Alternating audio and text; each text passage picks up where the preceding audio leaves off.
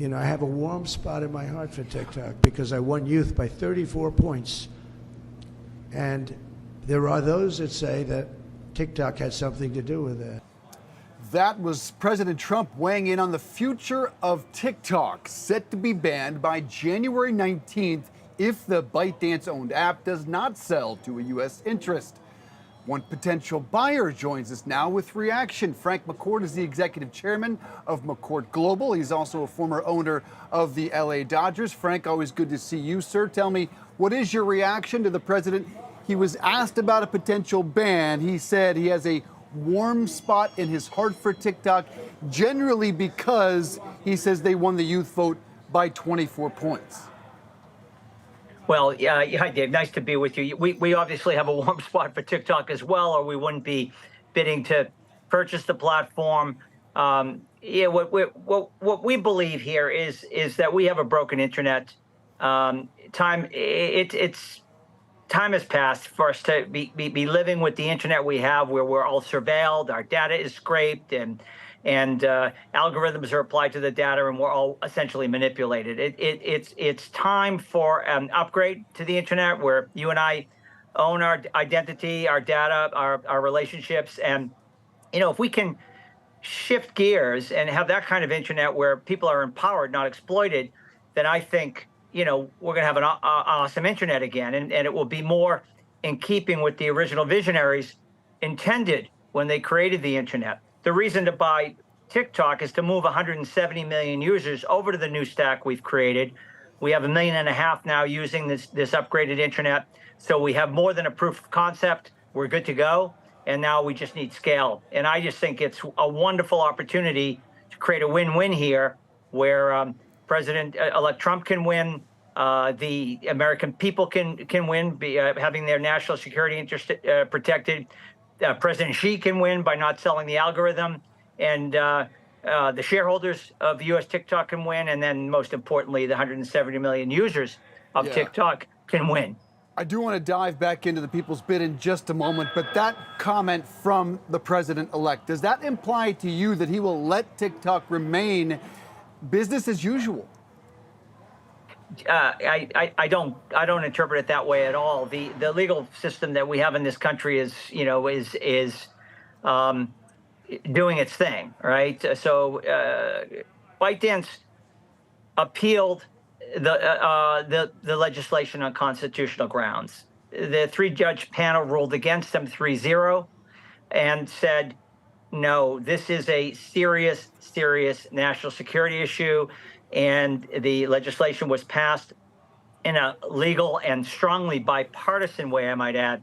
And we're going to uphold that legislation. And our lawyers told us there's really no constitutional grounds to appeal it. ByteDance did ask the appellate court for a stay to hold off on the January 19th date to ban the app. And they were denied that stay.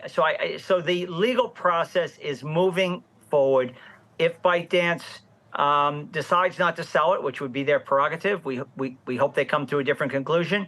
It will be banned. Alphabet and Apple have been notified to be ready to ban the app on January 19th, and we just hope that doesn't happen.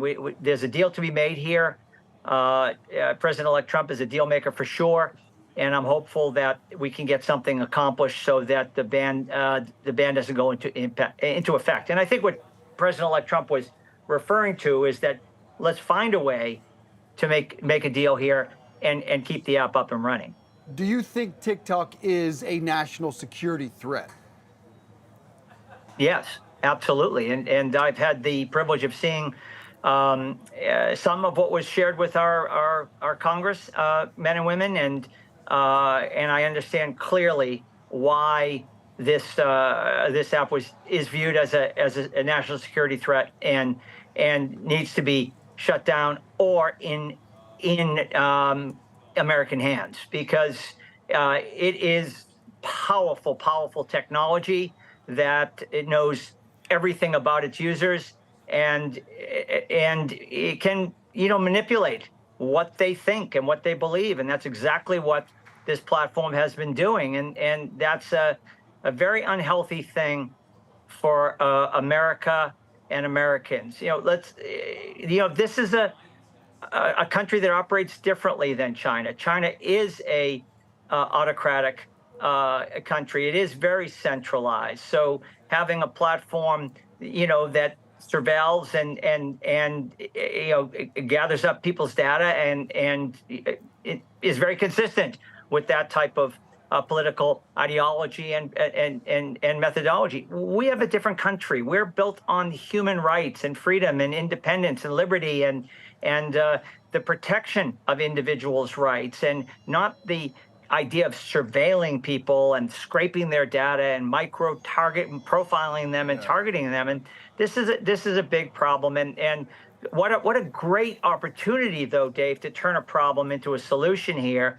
Spin up an alternative internet, upgraded version where people can choose then to be surveilled, have their data scraped, and in exchange get a free app, or be on an internet where they're in charge of their identity, their data, their relationships, can get value for all that, and have agency returned to the individual. Because of everything you just laid out about China, what are the chances you believe that China will actually allow, and they would have to allow ByteDance to sell TikTok with or without its algorithm? I've said all along that we're betting on two things. And again, we may be wrong. The first, we were betting that the government would win the case and that the legislation would be upheld. That has in fact happened. And we now have the added piece of information that the government is, our court system is not allowing a stay of the decision, of the appellate court's decision. So the legal system grinds on. We've also have been betting that when push comes to shove, the U.S. platform, the U.S. TikTok would be sold without the algorithm. I just want to be clear. Got it. ByteDance is not selling the U.S. platform with an algorithm. We're not believing that. But we do believe without the algorithm, they can and should sell it, and we're here to buy it. We don't need or want the algorithm. There's also the question, and as you mentioned, Congress has told Google and Apple to remove that app as of January 19th. But there's still the question of it already exists on 170 million American devices. Now, the Justice Department says the app would eventually be unworkable, but wouldn't it work just as is?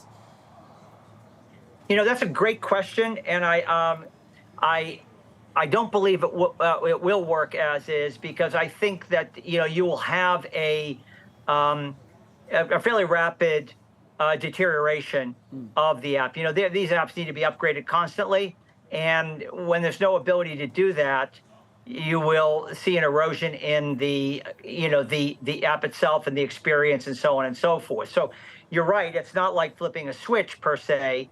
Nor is migration to a new app like flipping a switch. It takes a little bit of time, but technology erodes quickly and technology grows quickly. So as long as there is, there are technologists paying attention to it and users that are allowed to use the upgrades. So I want to continue now with the question of Project Liberty. What is it, and what is the people's bid? How much do you think it's worth? Well, Project Liberty is. We're at the 5-year anniversary, December of 19th. We launched the project. 3 legs to the stool, tech leg for sure, also a movement leg and a policy leg, because we think all have to be done in tandem. We've always believed that if we don't fix internet technology, we're not going to solve the harms. We're just going to deal with Band-Aids. So we've been building this tech for 5 years. If we hadn't been building this clean, made in America, bottom-up stack, we wouldn't be in a position, Dave, to make this bid. So it kind of makes the Project Liberty bid for TikTok really unique. And the reason for the bid is to migrate that 170 million users onto a platform that's now operating. We have our proof of concept. 1.5 million people are using this new upgraded internet. And what we obviously need is scale for it to be relevant. And that's why the bid. As far as how much, we don't know for sure, because we don't know what ByteDance might be selling. But we ballpark it at around 20 billion, and that's the amount of capital we've circled. It could be a little more, it could be significantly less, depending on what ByteDance is selling. But what we know is without the algorithm and just the US platform, it's a number in that order of magnitude. Yeah, some have estimated TikTok is worth 75. Some feel well north of $100 billion. I'm just curious, how would the experience on this, well, right now drone-filled above New Jersey app, how would the experience differ under your ownership? Yeah, very, very little in terms of the, what a person would experience on the app. It would be polished, work in a very similar way, and so forth. The difference, of course, would be that the users would be in charge of their identity, their data, and their relationships. Right now, TikTok influencers, and I've met with many of them, they don't know who their community is, never mind own it. And they don't know why one piece of content went viral and they're famous, and another piece of similar content has very few people looking at it, because it's controlled by a black box, right? A black box algorithm. Why not have an internet, a version of TikTok on an internet where the user experience is very similar, but the creators and content, makers and influencers are curating a community that they know who it is, and it's their community, and they own it. They can move it. They're not stuck. And in the walled gardens that we're currently stuck in when we're on these platforms. So much more valuable to the user, to the influencer, to the creator, if they know and can communicate with their community about what content do they like, how to do more of it, what to do less of, and so forth. Right now, it's controlled top down. We think every user of TikTok should be able to curate an algorithm and have a better experience, quite frankly, than they're having now. Good stuff. I do want to ask you quickly, because I am a curious sports business guy here. You sold the Dodgers in 2012. You remain a sports investor. The valuations have just gone nuts since you got out. Well, what do you see in terms of these rising valuations? Are they out of control, or are there some that are even undervalued today? Well, I certainly think European soccer, where we're invested, is undervalued, and because it's the biggest, sport in the world, truly global, and very, very much undervalued because its media content is really not been fully appreciated globally and marketed in a way that Americans can uniquely market things. I think the sports teams are valuable because there's scarcity, and there's in media revenues have been increasing, and as long as media revenues are increasing, then the value of these franchises will increase. I would keep a close eye on what happens to media revenues, and you'll be able to tell whether or not the values are going to go up or down. And the media revenues in college sports are exploding. And the final question is, former Bucks owner, Avenue Capital founder Mark Lazary just told me a couple of weeks ago he is in the process of bidding on a number of college programs right now. And I'm talking about college football and or college basketball teams. He says are worth between 500 and 750 mil. Is that the next sports frontier? Would you ever look at investing in the U.S. college sports landscape? Yeah, it's a really interesting perspective that Mark has. And, we've seen this happen with the bowl games, the college bowl games, right? Those are games that used to be, really kind of owned by the leagues and sponsored, but now they're privately owned. They have been for years, and the teams come in and are selected to play, but the bowl game itself has been owned privately for years. And we're now seeing this, name, image, and likeness, and how that's changing sports, and these athletes are being paid. And maybe Mark is right, and the next thing is these teams will become owned by investors. I just would add a word of caution. I've sat for a long time on the board of a great university, Georgetown University, and I think we need to just have a conversation nationally about the purpose of colleges and universities versus the purpose of professional paid-for sports. And believe me when I say I think people should get paid for their talents and so on and so forth. That's not my issue. I just think that when you mash up, athletes getting paid with students, in a university setting, there's a different set of complications, and we need to think that through as the world evolves and money in sports evolves. Let's just have a conversation from a, what's best for young people, and how can our universities survive at the same time our great college sports programs evolve, and sports in generally evolves.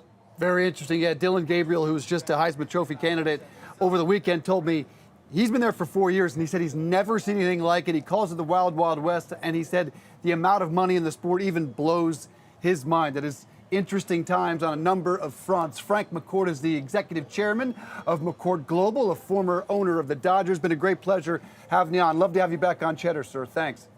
Yeah, anytime. Yeah, you're welcome, Dave. You take care. Happy holidays. All right, Frank. Thanks. You too.